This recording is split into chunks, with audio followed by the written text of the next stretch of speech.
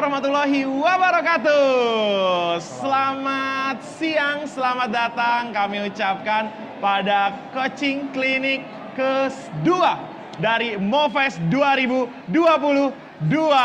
Luar biasa. Dengan tema pada hari ini, pada sesi ini adalah Do What You Love.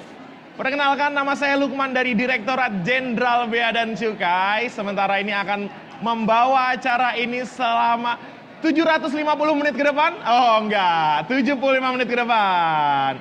Bersama di Coaching Klinik sesi 2 MoFest 2022 dengan tema Do What You Love. Nah, di awal acara saya ingin mengingatkan nih buat safety instruction-nya. Ini dia. Pertama, hindari kerumunan karena Indonesia masih belum 100% terbebas dari COVID-19. Yang kedua, pastikan listrik colokan di tempat Anda berada sekarang yang menggunakan listrik colokan laptop PC dalam kondisi aman, tidak konslet dan tidak bermasalah. Yang kedua, hindari mengakses WiFi kantor, WiFi di tempat-tempat umum. Ya, pakai WiFi yang aman aja, di rumah boleh, di kantor boleh. Bahaya banget kalau misalkan sampai kemasukan virus atau yang lebih bahaya dihack sama orang lain. Luar biasa kan bahayanya. Makanya jangan sampai itu terjadi. Yang keempat selanjutnya, dimanapun Anda berada, di gedung, di ruangan atau di mana saja, kenali jalur evakuasi yang ada. Kenali pintu keluarnya di mana, kenali exit areanya di mana, agar jika terjadi sesuatu kita tahu mau bergerak ke arah mana. Dan yang terakhir, pahami titik evakuasi. Apabila terjadi sesuatu yang tidak kita inginkan, kita tahu titik kumpul di mana. Oke, itulah 5 safety instruction. Nah, selanjutnya saya ingin memperkenalkan. Apa sih yang mau diperkenalkan? Yang diperkenalkan adalah MoFest. MoFest. Pasti kamu bertanya-tanya, MoFest itu apa? Hah? Kamu bertanya-tanya, kamu nanya. Enggak ya, itu Dilan Cepmek. Kamu bertanya-tanya MoFest itu apa? Mungkin sebagian dari kamu sudah ada yang tahu MoFest itu apa, yang mengikuti rangkaian acaranya dari awal. Tapi yang belum, tenang aja, kita kasih tahu. MoFest itu adalah Ministry of Finance Festival 2022 yang dalam hal ini adalah suatu kegiatan yang diinisiasi oleh Kementerian Keuangan yang menaungi anak muda zaman now, luar biasa. Pada tahun ini mengusung tema Master Your Future sebagai ajakan bagi generasi muda menaklukkan si dia. Enggak, menaklukkan dunia atau menaklukkan Indonesia gitu ya, luar biasa. Nah, teman-teman, kalau mau tahu dan mau kepoin apa sih MoFest, bisa langsung ke website kami di mofest.kemenq.go.id. Luar biasa. Setelah itu kami juga mau memperkenalkan apa sih Komunita. Nih, kami sekarang ini tergabung dalam Komunita. Komunita itu adalah komunitas uang kita, yang di dalamnya adalah komunitas generasi muda yang berkolaborasi juga di Kementerian Keuangan.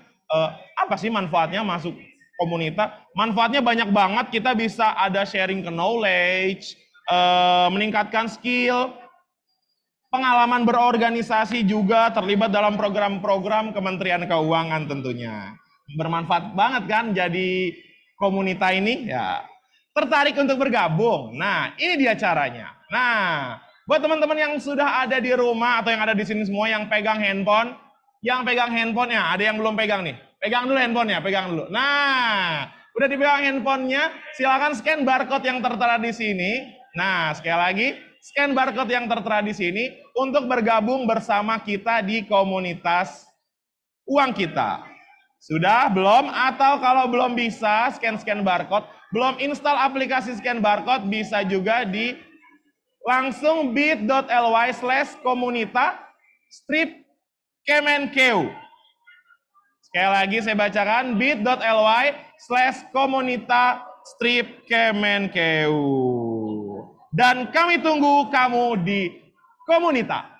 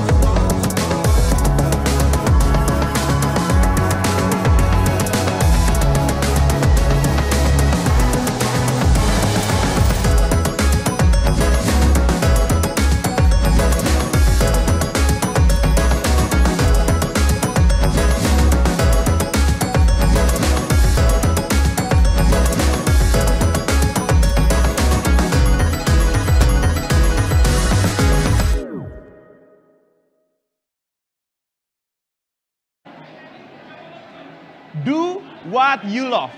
Mungkin adalah sebuah frase kata yang terdengar tabu buat anak muda ya. Terus bagaimana kita generasi muda untuk menanggapi ini? Bagaimana kita menanggapinya? Apakah ini bisa diaplikasikan dalam hidup kita? Nah, untuk itu di coaching klinik sesi 2 ini kita telah kedatangan sebuah profesional tentunya. Tentunya teman-teman juga sudah tahu karena posternya sudah di mana-mana, dan mari kita sambut Kak Aditya Toro. Silakan duduk. Silakan Mas Adit. Nyambung ya kita. Nyambung ya kursinya ya. Ini nyambung. Apa saya terlalu berat? Seperti bercanda. Gimana Mas, apa kabar? Alhamdulillah baik. Saya dong yang nanya dong. Mas Adit apa kabar? Baik, alhamdulillah. Kesibukannya apa? Kerja terus. Kerja terus, luar biasa. Berkarya dan berkreasi, insyaallah. Bekerja dan berkreasi, luar biasa sekali. Nah, nih teman-teman nih, kita sudah bersama Kak Adit. Siapa sih Kak Adit ini? Tentunya Kak Adit adalah orang yang menerapkan sistem do what you love kepada pekerjaannya gitu ya, Mas Adit ya. Nah, tentunya teman-teman Kemenq tahu nih, Nusa itu animasi siapa? Gitu dong. Tahu nggak ya? Di sini saya mau tanya dulu teman-teman, ada yang nggak tahu Nusa nggak? Ada yang nggak tahu Nusa? Oh, tahu semua ya? Yang nggak tahu boleh pintu keluar di sebelah sana. Oke, Nusa itu sejak pertama trending di teasernya, saya awalnya bingung. Ini terlalu hebat untuk Indonesia, tapi saya yakin ini adalah buatan Indonesia. Ketika memperkenalkan si kakak Nusa dan si kucing Anta dan si adik Rara, Nusa Anta Rara, Nusantara. Ini maksudnya orang Indonesia yang bikin nih. Beri tepuk tangan dulu dong. Dan di samping saya sudah ada animatornya, Kak Adit. Kak Adit itu selain dia menjadi animator Nusa, sebelumnya juga pernah bergabung di produksi animasi Outboots 2017 ya. Tahu Outboots ya? Yang kayak corn dog tapi warna-warni, betul ya? Oh, mungkin teman-teman yang belum punya anak agak asing ya. Tapi buat teman-teman yang sudah punya anak kecil pasti tahu nih Outboots itu apa. Luar biasa sekali. Penasaran di balik karya-karya Kak Adit yang lain, materi Kak Adit yang lain luar biasa sekali. Nah, oke, di sesi coaching klinik ini, marilah kita sambut tanpa berlama-lama lagi. Kak Adit, kami persilakan untuk men-share pengalamannya setelah video berikut ini. Siap.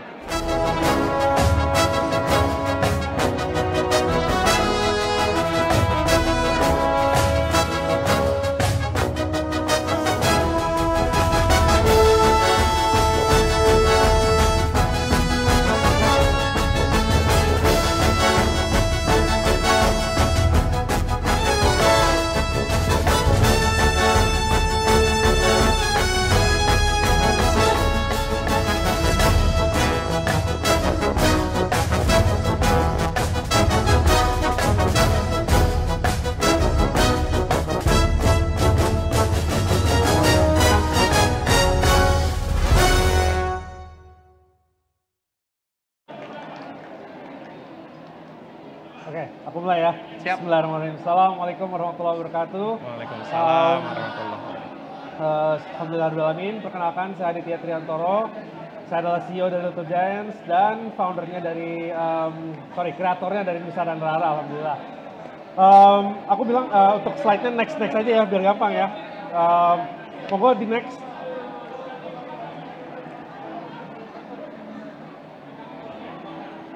Nah, oke.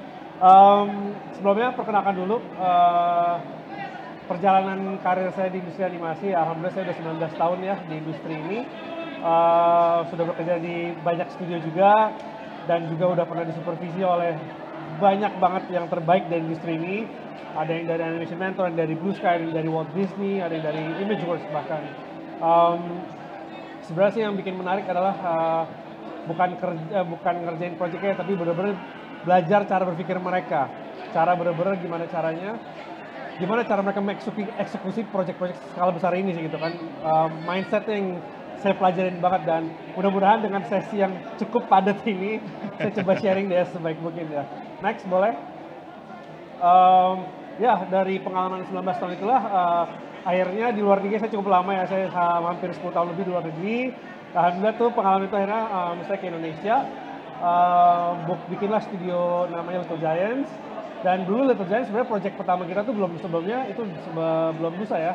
Dulu kita ngerjain Lego Star Wars, kita ngerjain Lego Friends, ada Moomin, ada Ubisoft. Jadi project-project kayak gituan jangan salah loh, itu yang Indonesia yang bikin loh.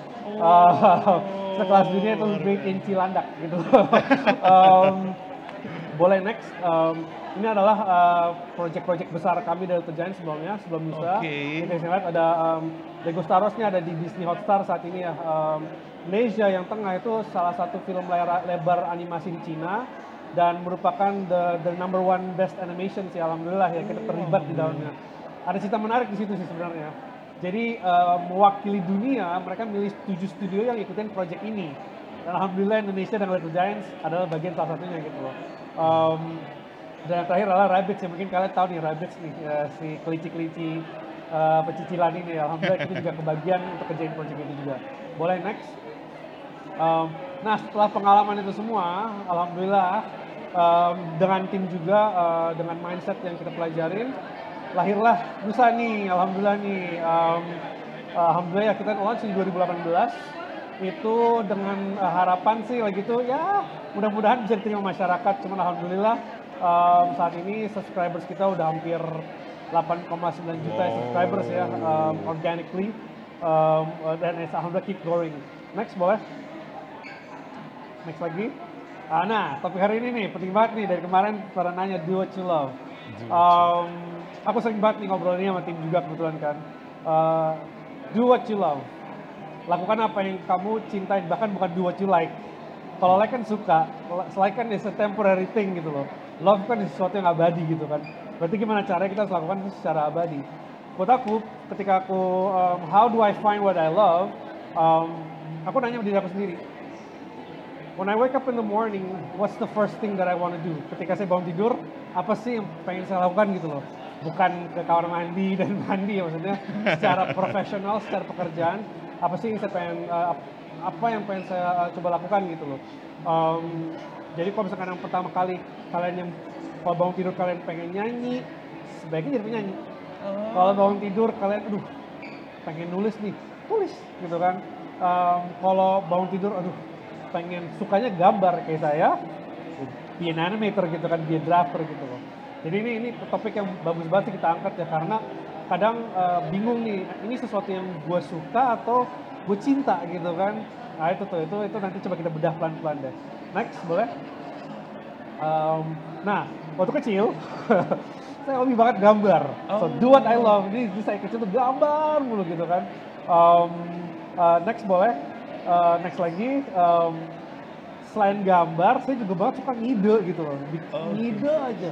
Jadi dari gambar itu gimana caranya punya cerita gitu kan, dan itu yang tiap hari yang actually it actually makes me happy. Itu yang membuat saya happy banget gitu kan. Itu yang membuat saya tuh kayak bangun tidur tuh, itu hal yang paling pertama yang pengen saya lakukan adalah gambar dan bercerita gitu. Dan inilah akhirnya itu adalah menjadi bagian dari saya gitu kan. Itu sesuatu yang nggak perlu dipaksa, nggak perlu disuruh, otomatis aja jalan gitu kan. Next boleh. Nah itu tadi do what you love. Kadang kayak gini nih challenge-nya nih. Kita suka ngide, itu bikin happy. Ternyata hal itu setelah dijalanin sampai gede tidak didukung oleh orang tua. Ini dia. Sometimes when you do what you love, orang tua kan ngeliat gambar kan, aduh ini anak gambar mulu, mau jadi apa ya gitu kan, bahasa gitu kan. Nah ini yang mudah-mudahan hari ini bisa kita bedah lah ya, supaya ini jadi motivasi gitu loh. Kadang kalau misalkan kita udah mencintai sesuatu tapi jadi orang tua, alhasil kan next slide-nya jadi sedih banget gitu kan, kayak oh my god gitu kan. Terus gue harus ngapain gitu loh. Tapi alhamdulillah lah dengan sesi ini bisa saya sharing sedikit lah what did I do gitu kan. Next boleh. Nah ini The journey becoming an animator ya, perjalanan saya nih yang tadi menjadi animator yang saya suka, yang saya cintain, tapi ternyata didukung oleh orang tua. Apa yang saya lakukan? Yang pertama saya lakukan adalah saya buktikan gitu loh. Saya buktikan bahwa ya dalam industri ini, dalam pekerjaan saya ini saya bertanggung jawab. Saya nggak cuma suka-suka sebelaka, saya benar-benar mau mencari, saya membuktikan dalam karya-karya saya bisa membuktikan ke orang tua, loh saya bisa hidup loh, saya bisa bikin karya kayak gini gitu loh. Jadi di sini perjalanan saya cukup panjang ya, dari freelance sampai kerja di studio kecil, sampai saya di Singapura, sampai mimpin ratusan orang gitu kan. It's proven bahwa emang ini passion saya gitu loh.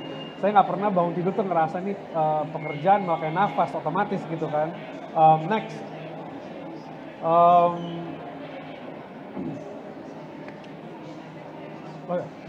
Oke, nah ini kita sekarang ngomong tentang Nusa nih. Korelasi do what you love and Nusa. Ya kan, saya pengen sharing sedikit kisah di balik Nusa sih sebenarnya yang penting. Kisah di balik Nusa. Ya, karena orang mungkin mikir hasilnya doang, tapi belum lihat perjuangannya nih, ya kan. Dan kalau kita ngomong di dunia seni, apa-apa yang penting kan karya gitu kan. Yes, itu bagus. Cuman ada kata-kata yang kita, ada proses yang kita jangan sampai lewatin, yaitu adalah research. Kita harus riset dulu gitu kan, riset secara market, secara pasar, secara demograf juga, karya gue yang akan gue bikin ini masuk nggak, diterima nggak, segala macam. Next boleh, sehingga kita lakukan banyak banget riset secara apa ya, baik secara offline, ketemu dengan guru-guru, orang tua, bahkan dengan juga platform online lah, research tools ya, apa sih yang digemarin oleh masyarakat gitu kan. Akhirnya kadang namanya kita dalam berkarya kan kayaknya kan pengen fokus di hasilnya doang kan, padahal yang paling penting adalah prosesnya gitu kan. Dan ya kalau kayak Nusa itu tadi aja, proses untuk sampai Nusa bisa tayang tuh butuh waktu hampir research-nya tuh 1,5 tahun lebih gitu, research terus. Nah next, nah ini adalah buat kalian sebagai contoh, this is the research of Nusa yang kita bikin, yang saya waktu itu gambar ya awal-awalan ya. Ketika kita dapat data risetnya, aku coba apply, oh ternyata karakter market kita tuh suka sesuatu itu yang masih simpel, yang enak dilihat, yang lucu, yang gemar. Ya udah, saya coba respon dengan karyanya gitu kan. Lalu saya pikir, saya bikin backcoretan tuh, enggak deh, sekalian kita bikin apa, peci ganti deh gitu kan, biar lebih unik gitu kan. Terus Rara juga hijabnya udah deh kita bikin fullin sekalian gitu kan. Jadi banyak deh ibaratnya iterasi ya, versi ya gitu loh. Nah proses dari gambar ini aja bisa makan waktu sebulan lebih gitu loh. Tektokan, gitu, gambar doang, dapat gak feel-nya gitu kan, dapat gak maksanya gitu loh. Next, nah dari 2D itu, dari gambar itu kita udah mulai nih coba translate ke dunia 3D, ke dunia 3 dimensi gitu kan. Nah ini proses yang memakan waktu justru sangat panjang dan sangat susah dan banyak banget debatnya gitu. So next, nah kita lihat di sini nih, di sebelah kiri itu Nusa. Lihat, kalau lihat Nusa yang sekarang kan beda banget kan sama ini kan. Iya. Ini proses iterasi, ini proses yang memakan, bahkan pipinya aja kita bener-bener ini kurang lucu, kurang imut gitu loh. Ini saya yang gambarin nggak harus begini, karena Nusa bukan hanya sebagai karakter, tapi dia akan mewakili sebuah bentuk, icon, ya kan? Nah icon itu bentuknya tuh harus benar-benar on all angles tuh rapi gitu loh. Jadi makanya ini dari depan, samping, kiri, kanan, kita benar-benar perhatiin banget detailnya gitu kan, shape-nya gitu loh. Jangan sampai kelihatan aneh, kelihatan oh ini kok dari sini aneh segala macam. Makanya kita benar-benar iterasi itu panjang, prosesnya panjang banget deh gitu. Next, nah ini juga nih wajahnya Nusa aja melalui versi revisi sampai ratusan gitu loh. Oh, ratusan. Wajahnya doang gitu loh. Itu kalau nggak salah seingat aku tuh kalau lihat dari atas bawah tuh beda gitu loh. Cari perbedaannya tuh dikit banget. Itu ada di hidung. Jarak hidung di tengah sama di atas tuh kelihatan tuh. Lebih ke atas, lebih dewasa, lebih ke bawah, lebih ke anak kecil gitu kan. Oh. Jadi, iya betul. Things. Karena kita lihat nih secara usia yang Nusa, dia masih usia segini. Anak kecil kan wajahnya kan emang agak imut kecil gitu kan. Nah itu penting banget tuh, hal-hal kayak gitu penting banget. Dan ini prosesnya emang sangat panjang gitu loh. Dan banyak yang nggak bertahan karena mindset, aduh kok ribet banget sih. Padahal ini prosesnya gitu kan. Ya untuk mencapai kesempurnaan kan harus melalui banyak iterasi perubahan gitu kan. Next. Nah ini akhirnya kan setelah berapa tuh, hampir 6 bulan ya. Baru nih sampai level sini nih, level udah kelihatan bentuknya, udah oke, udah lucu segala macam. 6 bulan ya ini udah, ya. Udah kelihatan ukurannya, oke kaki seperti ini segala macam. Dan ada cerita menarik sebenarnya tentang Kaki waktu itu kan. Iya, itu Kaki, yang menjadi ya. kontroversi itu lagi tuh di Iya. tim gitu kan. Ketika akhirnya kita milih Nusa difabel gitu. Wah itu semua pada gila lu mas segala macam. Gak bisa lu mas, gak bisa gini segala macam. Ya udah boleh next. Nah itu ketika aku mau bikin Nusa udah jadi nih, aku presentasi ke semua udah skripnya apa segala macam. Banyak banget yang gak percaya gitu loh. Banyak yang bilang, ini mas lu terlalu ambisius mas, lu terlalu serius mas. Oh terlalu deh gitu kan. Apa-apa tuh kayak, enggak mas, ini gak bakal diterima, ini gak bakal. Masyarakat kita belum bisa begini ataupun enggak deh, cari amannya aja gitu kan. Main sesuatu yang jangan gini, ini belum siap gitu kan. Cuman kan ya kita kan sebagai inisiator kan udah deh percaya diri aja gitu kan. Just keep going gitu kan. Dan itu tadi di sini makanya do what you love, kalian akan menghadapi banyak banget rintangan kayak gini. Nah kadang tuh dalam prosesnya kita tuh kadang suka nyerah gitu kan, karena semua tuh nggak dukung. Terus kita ngerasa is this the world saying something gitu kan? Apakah alam semesta lagi bilang sesuatu? Aduh, yaudah deh jangan deh. Akhirnya mundur deh gitu kan. Nah kalau saya kebetulan sama orangnya agak keras ya, jadi saya maju aja deh gitu kan. Dan saya bilang sama tim, ya udah kita buktikan dulu gitu kan, jangan ibaratnya sebelum perang masa udah kalah sih gitu kan, udah buktinya dulu, udah bismillah gitu kan, kita doa aja semoga Allah mudahkan dan jadi karya ini bisa jadi banyak manfaatnya gitu kan. Kembali kan pas launching kan ekspektasi kita KPI-nya rendah lah ya, 1000 subscribers, 100 followers itu udah alhamdulillah banget gitu loh. Cuman kembali lagi when you do what you love, percaya aja sih gitu loh. Resepnya tuh ada di diri kita sih, makanya boleh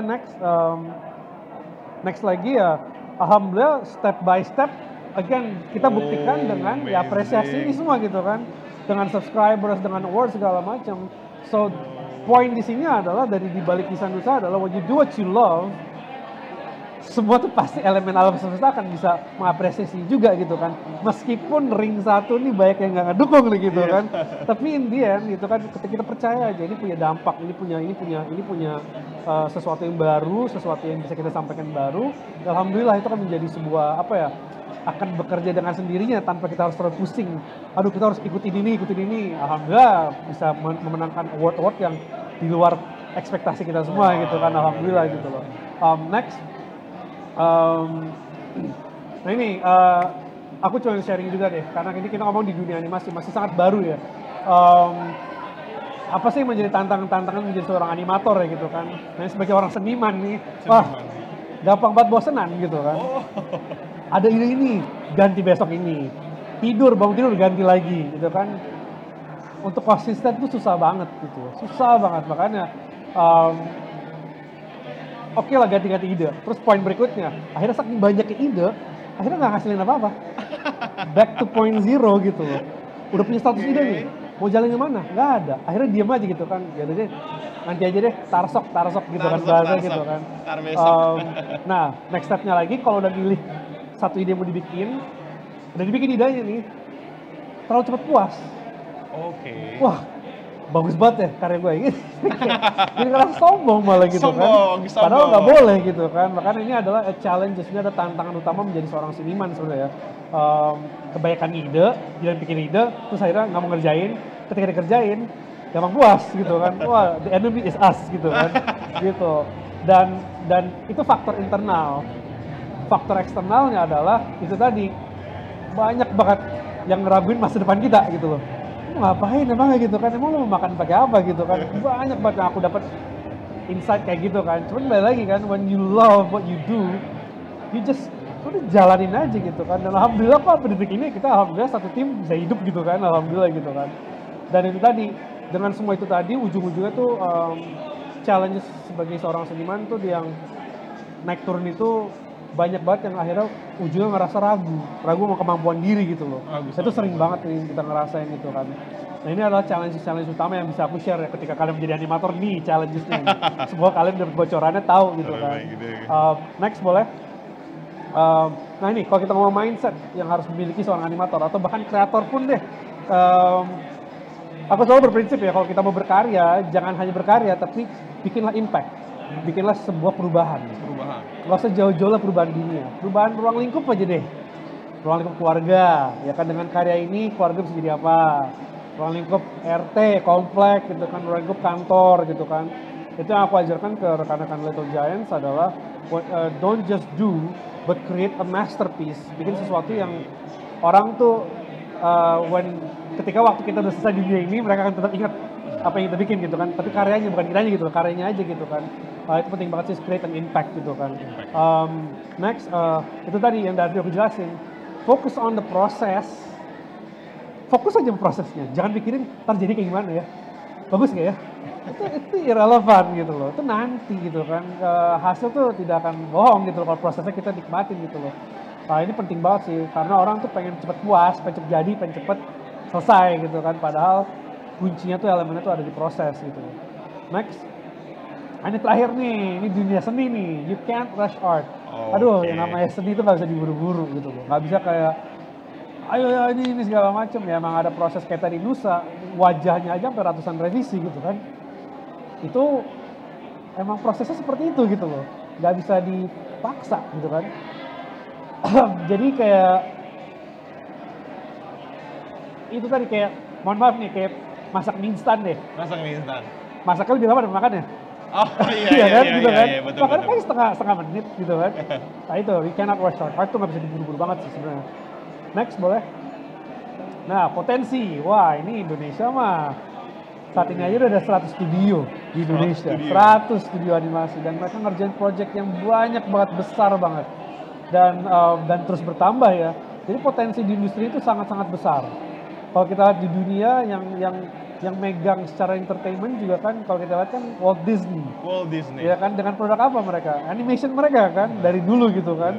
Sekarang sudah ada Marvel ya, alhamdulillah gitu kan. Cuman ya dengan Disney, dengan Frozen, Lion King, mereka udah nge-guide market dunia gitu kan, dengan animasi gitu kan. Next boleh. Ini tadi banyak studio internasional yang udah mulai mendirikan studionya di Indonesia, banyak banget dari luar udah mengakuisisi di sini nih, karena mereka ngeliat potensi kita tuh gede banget gitu loh. Masyarakat kita tuh punya bakat sebenarnya, cuman belum diasah aja kali ya gitu kan. Next boleh. Ini tadi nih buat aku pribadi nih sebagai pimpinan, saat ini kita butuh banget ribuan animator gitu loh. Cuman nggak ada gitu kan, yang bisa berpartisipasi dalam project-project skala besar itu. Kita kekurangan banget gitu loh. Makanya dengan harapan kita sih, dengan ada kayak gini bisa menarik orang untuk apa ya, gain attention, gain awareness. Industri ini butuh orang loh. Project kita kelas internasional semua gitu kan. Mudah-mudahan kalian bisa berpartisipasi sih gitu sih. So ini adalah potensi di masa depan di Indonesia khususnya gitu. Ini gede banget sih sebenarnya gitu loh. Kita aja di Little Giants lagi ngerjain 5 IP gitu kan. Itu aja butuh ratusan orang gitu loh. Kita saat ini belum segitu banyak gitu. So gede banget sih potensinya gitu loh. So next, nah itu dia, profesi animasi sebenarnya kan bisa kemana-mana. Bisa ke games, iklan, film, visualisasi, riset and technology, apps gitu loh. Bisa kemana-mana sebenarnya gitu loh. Kita mau megang handphone aja udah animasi. Ya kan, mau ke mall udah animasi gitu kan. Mau nyalain mobil yang full screen udah animasi gitu loh. So everywhere is animation sih sebenarnya gitu kan. Makanya potensi gede banget sih, dan ini baru mulai sebenarnya Indonesia nih animasi gitu loh. Next boleh. Next boleh. Yes. Oke. Tips buat terjun ke dunia animasi nih. Animasi tuh luas bidangnya, ada animator, modeler, renderer, VFX, kompositor, banyak banget. Pilih sesuai bakat dan minat gitu loh. Jangan, gue mau jadi animator gitu kan, animator luas banget, kayak dokter, ada spesialis gitu kan. Nah ini cukup luas sih. Makanya mau jadi spesialis atau mau jadi jurnalis, silahkan dipilih. Next boleh. Nah itu tadi, dalam proses belajar jangan hanya fokus mengembangkan skill teknis atau software gitu loh. Fokus pada dasar-dasar ilmunya seperti ya mahat, fotografi, bahkan kayak melukis itu penting banget untuk kita pelajarin dulu gitu loh sebelum mikirin software gitu kan. Karena ini dasar-dasarnya yang akan menguatkan ilmu kita nantinya gitu loh. Software tuh cuma pulpen dan pena sebenarnya gitu kan. Next boleh. Nah ini nih, penting banget nih, banyak observasi. Wah, rajin-rajin nonton film deh gitu loh. Karena itu banyak banget pesan yang bisa kita ambil di situ gitu loh. Cara ambil kameranya, actingnya, gayanya, warnanya itu banyak banget. Bahkan aku sendiri dulu juga sering banget nonton pentas seni gitu loh. Pentas seni. Pentas seni kayak pentas seni tari deh. Kita lihat gerakan jari itu kan indah banget kan ya. Karena animasi kan ya seni gerak sebenarnya di dalam layar gitu kan. Iya. Itu hal-hal yang banyak perlu kita pelajarin sih, observasi gitu loh. Next boleh. Nah ini banyak minta latihan lah, practice makes perfect gitu kan. Perfect practice makes perfect results gitu loh. Sering minta feedback, kritikan dan masukan, jangan harapin pujian terus. Dipuji terus, oh jangan. Waduh, palanya besar nanti. Hakikat pujian atau ujian gitu. Pujian atau ujian. Gitu. So minta feedback sebenarnya, minta kritikan gitu kan, itu penting banget sih gitu. Next. Fokus. Next. Oke, itu tadi doing what you love. Pada dasarnya itu tadi akan banyak banget tantangannya, akan banyak banget orang-orang yang nggak support gitu kan. Tapi ya ketika when you do it, boleh next. Itu tadi not doing what you love, not everyone will support you. Itu udah pasti gitu loh. Itu adalah bagiannya, esensi gitu kan. Kalau banyak yang dukung ya alhamdulillah gitu kan. Aku kasusnya di mana nggak banyak yang dukung gitu loh. Ya, aku harus buktikan gitu kan. So next boleh. Itu tadi just keep going gitu loh. Jangan berhenti gitu kan. Apa ya? Nggak usah terlalu khawatir dengan stigma atau statement orang-orang. Selama kita percaya itu baik buat kita, just keep going gitu loh. Insya Allah akan ada jalannya sih. Mudah-mudahan itu aku yang jalan sendiri, alhamdulillah jalannya luas banget ya di Nusa gitu kan. So next, nah ini setelah Nusa kita ada produk baru sebenarnya nih. Apa tuh? Ada namanya Trungtung gitu loh. Trungtung. Jadi animasi tentang edukasi lalu lintas gitu kan. Oke. This is our next thing sebenarnya. Ini kita lagi tahap riset, insya Allah Desember 16 kita mau launching sih. So itu dia. Mudah-mudahan akan menjadi sesuatu yang baru lagi nih buat negara kita kan. Bentar lagi nih gitu kan. Next terakhir sih slide again, semoga bermanfaat ya di waktu sesi yang mepet ini. Monggo bagi yang mau bertanya silahkan aja mumpung ada waktu ini, insya Allah bisa aku share. Semoga bermanfaat ya buat semua yang dengerin. Siap. Sekali lagi terima kasih buat Mas Adit, tepuk tangan dulu dong di sini dong. Waduh, luar biasa. Ternyata tidak semudah itu ya bikin Nusa ya. Tinggal nggak di depan komputer sehari 2 hari jadi gitu. Enggak ya. Banyak risetnya. Banyak yang menentukan, hidung juga ditentukan posisinya di mana. Pipi juga ditentukan posisi di mana. Luar biasa. Luar biasa sekali. Nah, saya yakin berarti teman-teman di rumah nih pasti sudah banyak nih yang penasaran nih dan mau nanya nih. Tentu saja bagaimana cara tanyanya? Boleh bisa raise hand atau memberikan respon apapun itu di Zoom-nya. Boleh angkat tangan, boleh apapun itu. Nah, sudah ada yang bersama kita? Oke, sudah ada. Silakan sebutkan dulu namanya dan dari instansi mana atau dari universitas apa atau dari mana tinggalnya. Dilanjut dengan dengan pertanyaannya apa? Silakan. Selamat siang, apakah bisa terdengar? Ya. Perkenalkan, saya Karel dari Provinsi Sulawesi Tenggara. Saya izin tanya kepada kakak narasumber pada coaching klinik sesi kedua ini.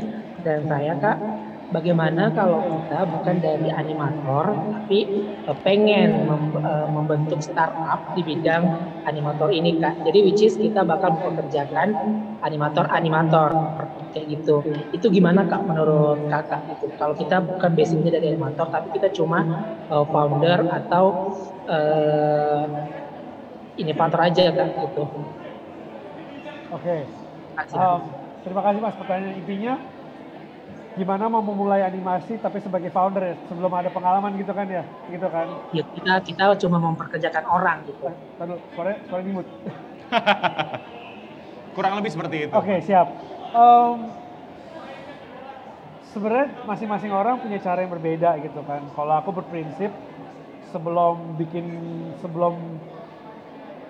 bikin toko baju belajar jahit, ya kan. Sebelum jualan produk sendiri harus belajar jahitnya dulu dong. Tahu bahannya apa gitu kan, tahu pakai benang apa segala macam. Jangan buru-buru untuk mau itu tadi, jangan buru-buru mau melihat hasil gitu kan. Karena banyak pesan detail-detail yang justru itu penting ketika nanti kalian mau jadi founder sebuah usaha itu, pengalaman itu yang membentuk kita gitu kan. Jadi makanya saran aku sih boleh aja gitu loh. But gak ada salahnya kok cari pengalaman setahun 2 tahun dulu gitu loh di industri ini gitu kan, untuk tahu oh arahnya ke sini ya, oh arahnya ke sini ya. Karena apalagi animasi, saya ngomong sama nenek saya aja, Adit kamu kerjanya sebagai apa? Animator. Oh cuci motor gitu kan, jauh banget gitu loh. Makanya jadi kayak ini bidang ini sangat niche and specific, ilmunya juga sulit untuk dicari di negara ini. Jadi menurut aku sih boleh mau langsung, but I would advise, aku kan menyarankan berpengalaman dulu, cari pengalamannya dulu gitu loh. Basicnya aja dulu deh, dari itu tadi kayak mau berkarya bagaimana gitu kan, pakai software apa, mindsetnya kayak gimana, produksinya kayak gimana, proses jalur produksi kayak gimana. Karena animasi produksi panjang banget gitu kan, dan itu aku sarannya sih seperti itu ya Mas. Semoga bermanfaat. Siap. Gimana Mas? Terjawab? Insya Allah terjawab. Oke, selanjutnya. Penanya selanjutnya masih ada 325 penanya di belakang. Oke, silakan Mbak. Silakan menyebutkan namanya, dari mana dan pertanyaannya. Bismillahirrahmanirrahim. Assalamualaikum warahmatullahi wabarakatuh. Terima kasih atas kesempatannya. Saya ingin bertanya kepada narasumber yang sangat spesial ini. Pak, kan kemarin nih Nusa dan Rara itu lagi benar-benar booming dan dibicarakan jeleknya gitu sama buzzer-buzzer Indonesia. Nah, bagaimana ketika Bapak menyikapi semua ini gitu? Keren banget Pak, maksudnya kan bener-bener kayak Nusa Rara lah, yang negatif-negatifnya gitu disebutinnya gitu Pak. Nah, terima kasih Pak, sekian. Oke. Aduh. Gini ya, mau karya sebagus apapun pasti ada yang Haters ada. Bahkan Mona Lisa aja karya Leonardo da Vinci itu ada hatersnya gitu kan. Masterpiece itu aja masih ada hatersnya. Mau Frozen pun bikinan Disney tetap aja ada hatersnya gitu. Jadi itu ada bagian sih Mbak ya. But again, when you do what you love, ketika kita digituin, jujur aku makin ketawa gitu loh. Karena kita nggak ada kepentingan di situ gitu kan. Kita fokusnya adalah kita mau berkarya gitu loh. Mau ada haters, ya alhamdulillah kita terima. Tapi jangan sampai itu menghambat ataupun menjatuhkan kita. Alhamdulillah sih nggak, malah kita makin semangat gitu loh. Kembali lagi, itu adalah bagiannya sih Mbak. Ketika kita berkarya, apalagi berkarya untuk publik, udah menjadi bagian kritikan, hujatan, udah pasti gitu loh. Selama kita percaya itu tidak seperti yang mereka ucapkan, santai aja gitu kan, slow aja, nggak usah tersinggung, nggak usah gimana-gimana. Malah jujur aku sama tim ketawa gitu, kita malah bener-bener kayak wah gitu kan, wow gitu ya. Dan nggak ada yang kita take it personally or seriously sih, karena ya mungkin itu adalah tugas mereka dalam mengkritik, tugas kita berkarya ya kan, dan kita ketemu ya udah saling jalan aja gitu kan, gitu sih. Jadi kalau misalkan mbaknya nanti mau berkarya, camkan bahwa mau menciptakan karya sebagus apapun gitu kan, pasti ada hatersnya. Al-Quran aja ada hatersnya gitu kan. So, itu ada menjadi suatu apa ya, bagian sih. Dan aku sama tim alhamdulillah malah makin semangat gitu loh. Jadi Mbak juga harus makin semangat ya kalau ada it means you're doing something right. Ngerti gak sih? Kalau semua muji itu menurut aku pasti ada yang salah, nggak mungkin gitu loh. If we're doing something that's good and someone criticize it, it means we're doing something right. Ada impactnya loh, ada dampaknya loh. Gitu sih Mbak, mudah-mudahan menjawab ya. Dan mudah-mudahan malah bikin semangat gitu. Gitu. Oke, terima kasih Pak atas jawabannya Pak. Sama-sama. Oke, kita ke penanya terakhir. Dua penanya terakhir boleh. Selanjutnya, satu lagi. Ya, silakan Mbak. Silakan sebutkan nama, dari mana, dan pertanyaannya. Dipersilakan. Iya, terima kasih atas kesempatannya. Saya Nur Hidayati dari SMA Negeri 1 Pagerbaran, Tegal, Jawa Tengah. Kalau misalkan membuat sebuah animasi itu kan biasanya diawali dari coretan-coretan yang ada di kertas dulu. Sedangkan dari coretan yang ada di kertas itu biasanya kayak saya pribadi itu tidak bisa menggambar dengan baik, ya kayak gitu ya Pak. Belum ada basic punya ya gambaran yang baik kayak gitulah. Boleh tidak kalau misalkan kita itu minta rekomendasi secara virtual saja penggambaran praktek untuk membuat sebuah animasi menggunakan aplikasi apa kayak gitu yang recommended untuk pemula seperti saya. Terima kasih. Makasih Bu, udah join, insya Allah. Sejujurnya juga saya gambarnya jelek ya. Tadi lihat ini sebenarnya saya nggak bagus-bagus amat gambar, alhamdulillah. Kelihatan sih, juga. Cuman kalau kita ngomong software, banyak sih Bu ya. Makanya ini mediumnya mau kemana nih? Mau ke dunia 2 dimensi atau 3 dimensi? Software banyak banget di luar sana. Mau pakai kalau di 2D animation itu ada Photoshop, ada wah saking banyak kayak gitu loh. Aku gak mau nyebutin deh, takutnya ntar commercial. Cuman untuk 3D karena di dunia 3D di studio kita pakai namanya Blender gitu loh. Tapi Bu, kalau aku boleh izin kasih sedikit saran, buat aku sih itu nggak penting ya, karena kayak Nusa aja itu coretan doang kok gitu kan, coretan pena doang gitu loh. Karya-karya aku sebelumnya juga kayak Onbots dan lain-lain itu juga itu di satu coffee shop pakai kertas doang gitu kan. Cuman kan yang menjadi masalah yang aku alami sendiri adalah komitmen dan konsistennya itu. Kadang nih udah lihat gambarnya ternyata aduh nggak bagus ya, nyerah. Dan itu siklus yang berulang kali itu. Akhirnya ujung-ujungnya bukan malah mau berkarya, malah mohon maaf mencari alasan. Nyari alasannya dengan nggak ada software, nggak ada ini. Modal tidak bisa menciptakan ide tidak bisa menciptakan modal gitu kan. Jadi it's all itu tuh semua hanya sebatas software itu sama tuh pulpen dan pena juga sih Bu sebenarnya gitu loh. Sekarang kan ketika kita mau berkarya, oke lah pakai kertas pun juga diwarnain, nggak usah pakai software, pakai scanner ya kan, taruh 12 lembar di scan, pakai PDF ataupun slide aja di next udah karya, bergerak gitu, ya, bergerak gitu kan Bu, gitu loh. Makanya ini kalau misalkan aku terlalu ngomongin teknis, kita fokus pada software, padahal ini kan kita fokus pada mindsetnya ya Bu, karena oke lah sekarang Little Giants Nusa udah gede dan terkenal. Cuman kan kembali dulu kan kita juga dari kecil nggak punya apa-apa juga gitu kan. Tapi aku rasa sih banyak cara sih Bu untuk kita nuangin karya ya. Banyak banget. Mau pakai handphone aja kan, gambar, fotoin satu-satu gitu kan. Terus di software handphone manapun bikin video editor, ditaruh aja gitu kan. Terus sebenarnya udah bisa juga gitu kan Bu. Nah kalau mau level advance lagi memang itu di dunia 3D animasi. Cuman itu kembali lagi kalau tadi pakai pensil 3D animasi lebih pakai digital aja sih Bu ya.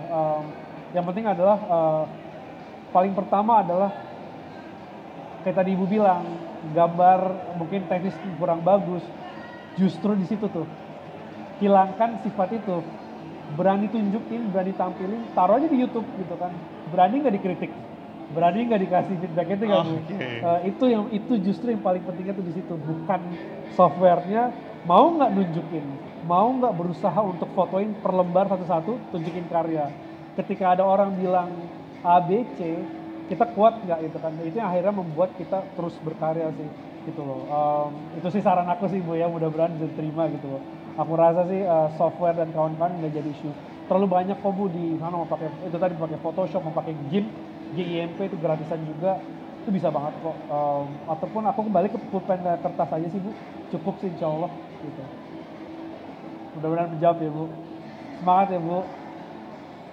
Siap, luar biasa sekali. Kelihatan ya megang handphone ya, mau foto dikit boleh. Dan selanjutnya kita ke pertanyaan teman-teman yang sudah menonton langsung di sini. Ada banyak banget, tapi kita nggak bisa akomodir semua. Boleh dong satu pertanyaan dari penonton sini, kami persilakan. Terima kasih atas waktunya. Mohon izin Mas Adit, saya mau bertanya. Yang pertama itu tadi kan ada masalah yang dihadapi sama animator. Itu salah satunya mungkin ide yang terlalu banyak sehingga bingung nih mau bikin karya yang mana dulu gitu kan. Mungkin pernah juga terkena sama yang namanya art block gitu-gitu kan. Nah, pertanyaan saya bagaimana cara Mas Adit bisa mengatasi hal itu? Kemudian yang kedua, apakah Mas Adit dan kru teman-teman di studio itu pernah mengalami masalah kekurangan sarana dan prasarana yang kurang memadai seperti kayak software atau hardware-nya, dan bagaimana how you solve the problem gitu. Oke, insya Allah. Makasih pertanyaan Mbak.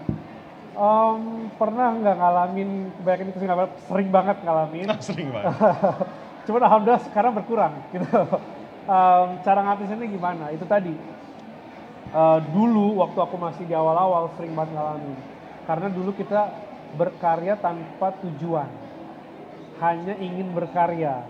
Hanya ingin dalam tanda kutip pamer kemampuan, pamer ide. Itu terjadi tuh karena niatnya salah, ngerti nggak? Karena industri ini gampang banget kita salah arah, salah tujuan, akhirnya mentok situ-situ aja. The death circle gitu, situ-situ aja gitu kan. Karena itu tadi pengen ngapain sih? Gue pengen nunjukin, kita jujur aja deh, kalau kita berkarya, gue pengen nunjukin kemampuan gue. Sebenarnya kan itu kan, gue pengen nunjukin style gue, cerita gue gitu kan.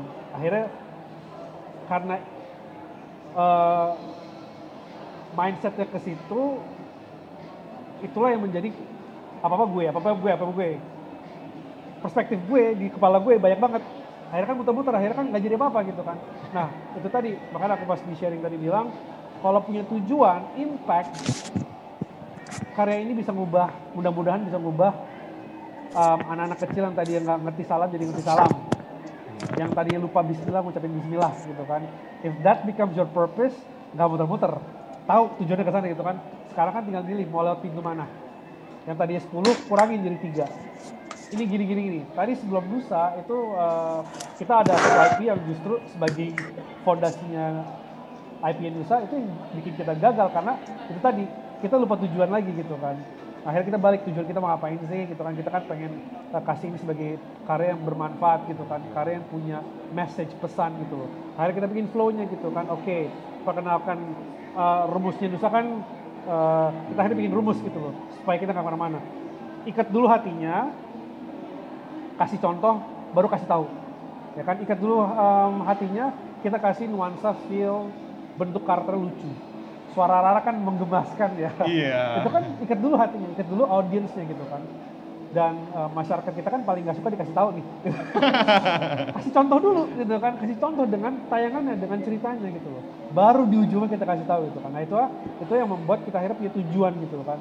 Itu akhirnya mengurangi kita untuk mikir kalau terlalu banyak mikir. Itu tadi, kita tujuan mau ngapain berkarya. We want to create an impact gitu kan. Nah kadang itu tadi, kalau kita tujuan bikin impact, impactnya apa nih, kita bedah itu kan secara demograf segala macam. Kalau tujuannya sejelas itu sih insya Allah udah gak kemana-mana sih, udah tahu tujuan. Ibaratnya kayak kita bidik udah tahu tuh bullseye itu 9/10 gitu kan. Lalu pertanyaan kedua tadi lupa tadi pertanyaan kedua gimana?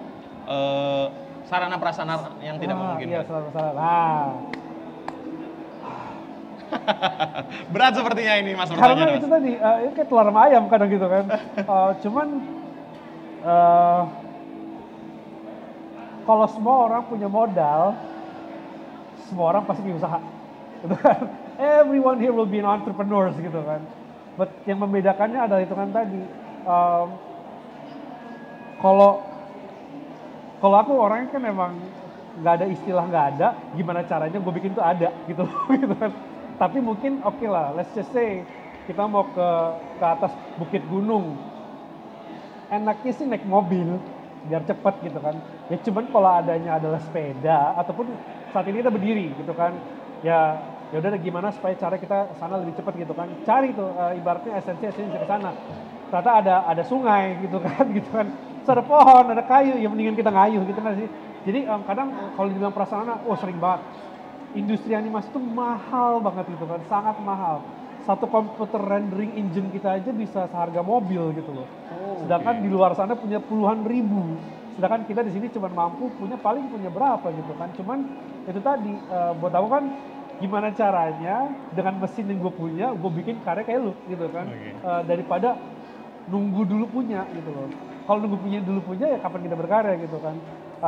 Sebagai bukti tadi kayak film Nusa, alhamdulillah udah di Buncheon, udah di Korea ya kan, udah di Eropa, udah di Timur Tengah, alhamdulillah gitu loh.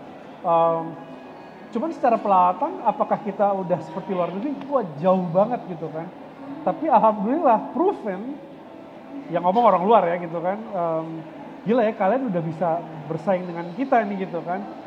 Ya alhamdulillah berarti it means bukan alatnya ya kan, kitanya. Udah gitu bikin karya Nusa, film Nusa plus pandemi lagi, ya salah gitu kan. Makin berat gitu kan, jadi ibaratnya nunggu malah dikasih ujian gitu kan.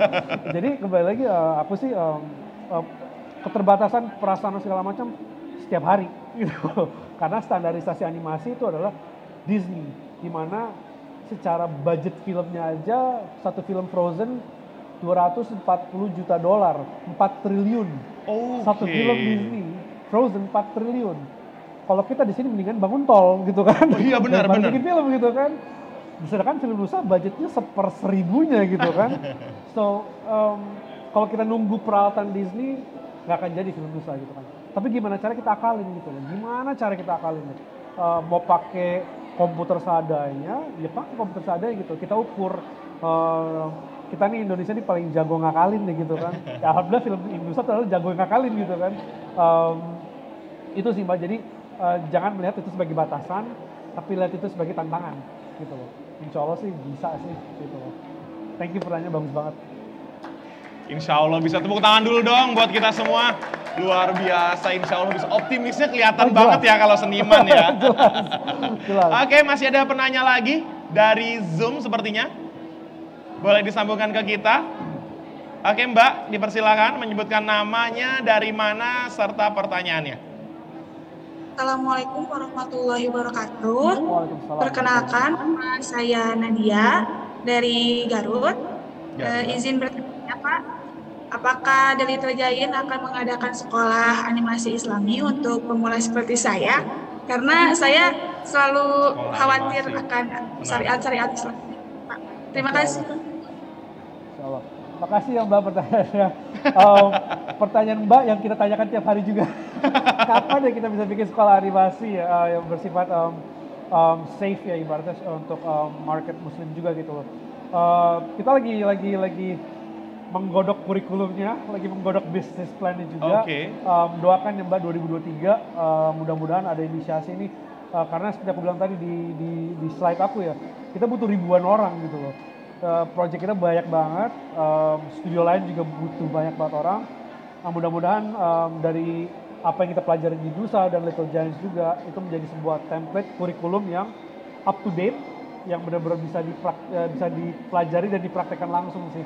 Doain aja Mbak, doa kalian adalah effort dan usaha kami dan hasil kami juga. Gitu. Makasih. Siap Mas Adit. Siap Mas Adit, tapi sepertinya Mas Adit harus nggak bosan-bosan. Kayaknya pertanyaannya masih banyak nih Mas Adit di belakang. Nggak apa-apa Mas Adit ya? Oke, luar biasa banget. Keep going, luar biasa. Oke, penanya selanjutnya. Ya, Assalamualaikum Kak, saya izin bertanya. Sebelumnya nama saya Raken atau Maulvi, saya dari Unpad di Bandung kebetulan. Nah, saya ingin bertanya, menurut saya yang saat ini tuh yang menarik itu seperti apa ya, kayak anime. Gimana teman-teman saya itu sampai nonton ribuan episode gitu kan. Nah, sebetulnya saya cukup penasaran gitu. Kalau dari kan banyak sekali orang Indonesia itu nonton anime sampai ribu-ribu episode gitu.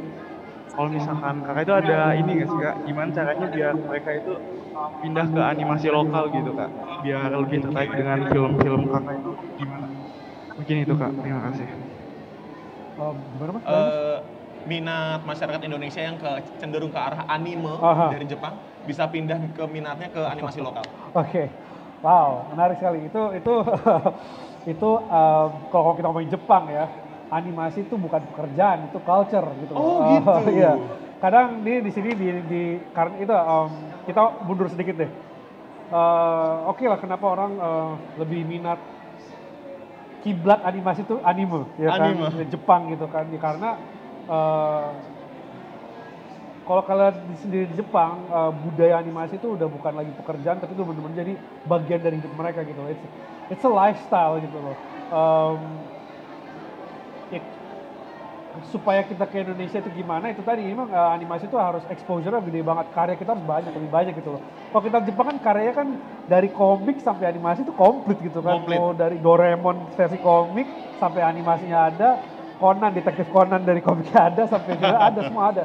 Itu kan konsistensi mereka secara industri itu luar biasa ya. Didukung oleh pemerintah juga luar biasa. Dan mereka emang Jepang kan wibu gitu kan. Luar biasa gitu kan. Ada wibu di sini? Wibu banyak di sini. Saya termasuk.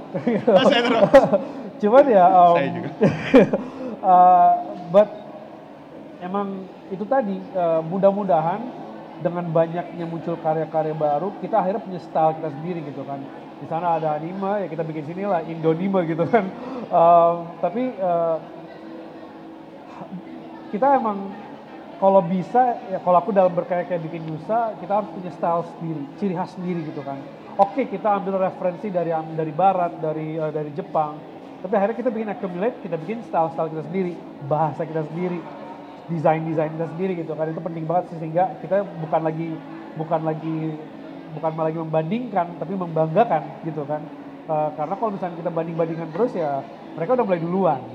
Dari kapan tahu gitu kan, mereka udah mulai gitu kan. Padahal sebenarnya kita juga udah mulai loh, kita ada wayang dari dulu gitu kan. Tapi kan itu dia tadi, harus banyak-banyak berkarya sih Mas gitu. Ini kalau kita main Jepang ya, teman-teman aku banyak di sana juga sebagai animator. Kalau kita mau apply bikin rekening aja di bank, pekerjaan animator ada di sana. Di sini cari animator nggak ada, gitu kan. That's proven sebagai industri di sini masih perlu kita buktikan. Harapan aku sih in the next 5-10 years animasi sih bisa menjadi sesuatu yang menarik ya, menjadi sebuah daya tarik, menjadi sebuah karir pilihan gitu loh. Bukan jadi opsi kedua, tiga gitu kan. Di Jepang animasi itu menjadi first option gitu loh. Itu mindset dan juga tenggat waktu yang mereka bangun industri itu udah lama ya. Mudah-mudahan ini awalannya di Indonesia sehingga kita punya flow dan drive kita sendiri sih gitu. Bisa kok Mas, aku yakin bisa kok. Bisa ya, optimis luar biasa sekali. Selanjutnya pertanyaan datang dari kolom chat. Ada dari Mas Ahmad Zeni. Izin bertanya, saya Ahmad Zeni dari Indramayu. Kenapa di Indonesia animator stop motion dengan clay sepertinya jarang yang buat? Faktor apa saja yang jadi penyebabnya? Makasih Mas Ahmad pertanyaannya. Stop motion dengan clay. Buat saya itu dedikasinya, saya aja nggak punya kali kemampuan dedikasi, karena itu harus frame by frame. Foto, gerakin lagi, foto. Wah Mas, kayaknya belum deh ya mental kita segitu dedikasi tinggi. Aku rasa sih mudah-mudahan udah ada bermunculan. Cuman untuk seserius itu kembali lagi, makanya dari tadi aku share adalah mindset ya kan. Hargai prosesnya, jangan lihat hasilnya gitu kan. Itu Mas, karena banyak di tengah, jangankan stop motion, yang ngerjain 3D animator aja di tengah jalan banyak yang mundur gitu kan, apalagi stop motion di mana dedikasinya itu luar biasa gitu loh, harus ngerjain satu-satu, klik, gerak 1 cm, klik, foto, 1 cm, foto. Sound the ship ya gitu ya? Wah, iya betul, sound the ship. Sound the ship, banyak banget sih, Paranorman, wah itu sih, kalau lihat proses pembuatannya, aku sih tunduk ya, itu aku nggak sanggup gitu loh. Jadi mungkin faktor apa sih penyebabnya? Mental Mas, mental dedikasi tinggi, dan juga mungkin itu tadi wadahnya ya, wadah stop motion animation di Indonesia itu peminat membikinnya belum banyak, yang menghargainya pun juga belum banyak, jadi makanya kurang diminati kali ya. Tapi mudah-mudahan sih bermunculan ya, cuman itu require dedikasi yang luar biasa sih Mas. Mudah-mudahan sih ada lah ya komunitas yang bisa grow di Indonesia, karena aku fans beratnya stop motion sebenarnya gitu loh. But wah, aku sih tip of the hat buat yang mereka kerjain sih, luar biasa dedikasinya gitu. Oke, terima kasih. Selanjutnya masih ada pertanyaan? Oke, siap. Oke, kalau sudah tidak ada, kami harus say thanks banget kepada Mas Adit, luar biasa sharing sessionnya di sini. Ilmunya disampaikan daging semua, pertanyaan banyak, interaktif, luar biasa sekali. Dan boleh dong terakhir ditutup, saya penasaran banget sama Trung-Tung.